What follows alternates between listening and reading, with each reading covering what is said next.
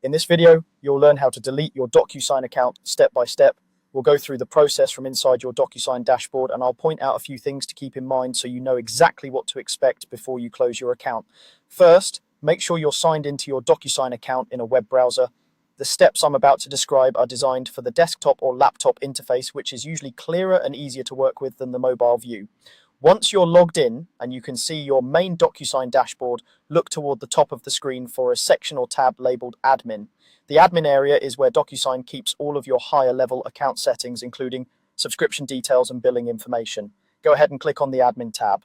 It may take a second to load, especially if you have a lot of data, but once it opens, you should see a sidebar or menu with different categories. Within the Admin section, you're looking for a link or option called Plan and Billing, or Plan and Billings, depending on how it appears in your version.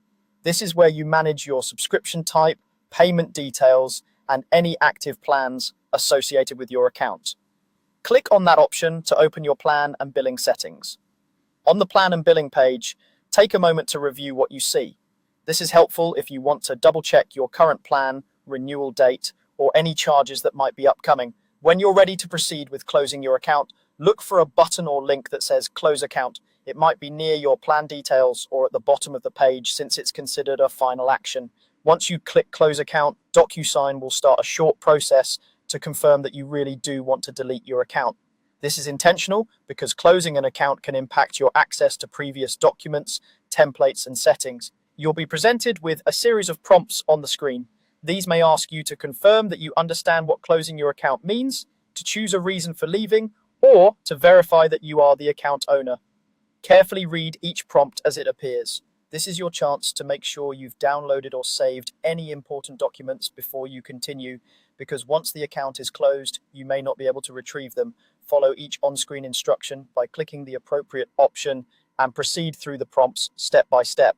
At the end of this process, you'll reach a final confirmation screen. Here, DocuSign typically asks you one last time to confirm that you want to permanently delete or close your account. This is your final checkpoint.